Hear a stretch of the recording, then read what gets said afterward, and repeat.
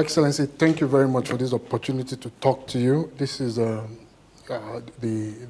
inaugural interview in a special interview series, which is a groundbreaking project that we just launched. And we've seen all the things that you've been doing. And I'm just wondering, how come it's GOV AKPABIO? All the awards have been going to GOV AKPABIO. Why GOV AKPABIO? I think it's not really a function of GOV AKPABIO. You know, Nigerians really appreciate good governance. I recall that last year, the governor of Delta received an award for microcredit financing from the Central Bank of Nigeria for touching the lives of Deltans positively.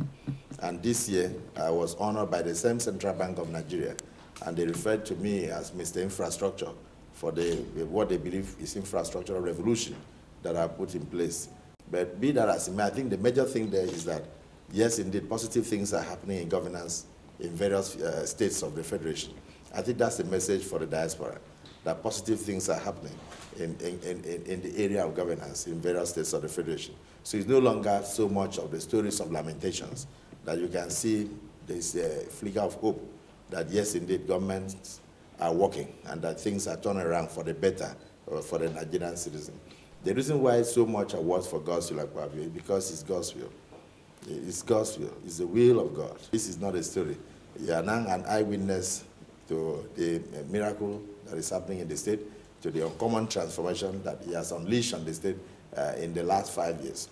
When I was contesting the election for my re-election in 2011, I went around and I told my people at every podium I mounted, I said, if I wasn't contesting election, I would have voted for GOV AKPABIO. I would have voted for GOV AKPABIO, yes, indeed, because I'm a beneficiary of good governance. Areas that never saw roads now have roads. Communities that never saw light now have light. Children that never thought they could be in school are now in school. Mothers that couldn't go to hospital in the past and ended up dying in prayer homes during childbirth can now walk in because of the free medical treatment of this governor. Areas that never saw hospital, like Ibno, in East Nobolo, areas that very far away, far-fetched, in rural communities now have general hospitals. So you come across a situation where even people that did not think that agriculture could work now are producing. Food sufficiency is now a major issue on the front burner of government.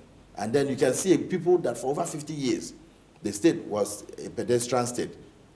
He has turned the state into a destination. People can fly in directly into Uyo. There's no feeling like that. For you to come in from the diaspora, enter into Abuja, and then you enter a plane and you see Uyo. Not to talk of those who are going on pilgrimage. You don't need to struggle again for 2.5 hours to Port Harcourt. You just walk to Uyo airport. 15 minutes later, you're on your way to Israel. When you land in Israel, and then you come down, and then, or you go to Rome, as it normally happens, or you go to Greece, you can now imagine that, yes, indeed, it was good that God's will was done in Akwa Ibom. So those were the reasons why I said, if I wasn't contesting election, I would have voted for this GOV AKPABIO. And so I don't know which award that the will will give to this governor after the visit by the team. But I think it is a boost. It's a tremendous encouragement for any Nigerian leader to be so recognized.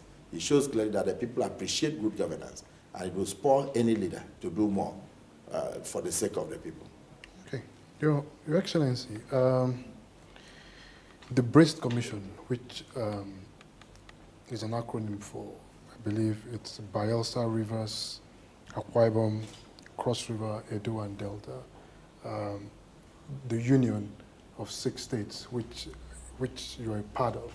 I just want to know your relationship with the South-South, with your fellow South-South governors. I asked this question because I know not too long ago you were in court with Rivers State over a couple of oil wells, and a judgment was given. And I know that a judgment is due in an oil-related matter between Akwa Ibom and your neighbor Cross River. Those things were done in the administration between 1999 and 2007. I became a governor in 2007. For instance, the reason why we're in court with Rivers was because certain oil wells were realigned, and a lot of Akwa Ibom oil wells were given to Rivers State. Well, they took us to the Supreme Court. Supreme Court said, oh, go and share it with them. So you take 86 and give them 86.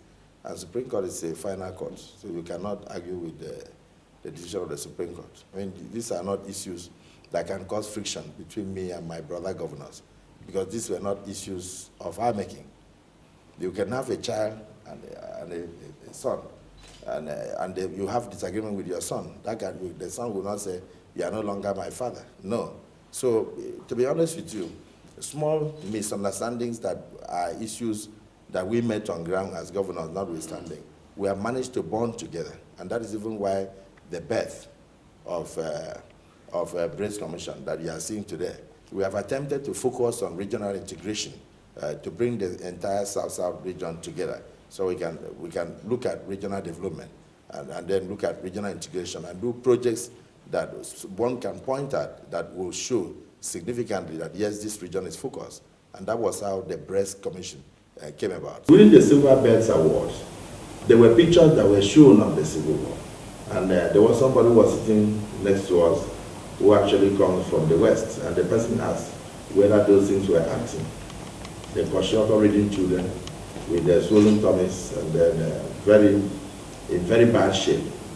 And then bony structures because of hunger and starvation. And then the then head of state, General Gowan, attempted to explain that he tried everything to avoid the suffering that was being shown on the screen. But he did not want the Civil War. He tried everything. But you know, the other person who could have answered him was now dead. That was Jojubu. Because he said he tried everything to stop the war from breaking out. It's only Jojubu that could have answered whether he also tried everything to avoid the war from breaking out. Anyway, you know, I wasn't in the right position to answer. But something struck me that they said, oh, he was also being commended that he initiated the 3 R's. That is reconciliation, rehabilitation, and reconstruction.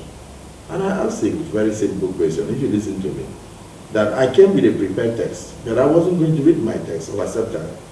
However, I thank Silver Birds for the award. And I don't want to criticize my leaders, because I'm not a leader. But can I ask a question? How come reconstruction started in the West, while the war was fought in the East? We started the 10 mainland bridge, the National Theatre, the Deep Sea Port, the International Airport, and all those things in the West. Dualized thoroughfares and all that, while the war was fought in the Eastern region. And then if we really wanted to ensure total reconciliation, how come every account holder or account owner in Eastern region was given 20 pounds? Whether your father had 2 million, 10 million pounds, 50 million pounds, was immaterial. They were given 20 pounds. It was a take it or leave it situation. If your family survived and there was an account holder alive, you would go to the bank, your 500,000, your 1 million pounds, they just gave you 20 pounds to go. That was what happened to everyone. Can 20 pounds solve the Kwashiorkor we were seeing? You don't forget that it was shortly after the war in 1971 that the policy of the indigenization started, where most of the foreign industries and companies were sold to Nigerians. And then the war ravaged Eastern region, which included the entire South Side and the rest of them. There was nobody who had money to even feed or clothe himself or even build a house that would have had money to go and buy into any industry. And so they lost out in totality. So I was just wondering as a young man, that was that true reconciliation?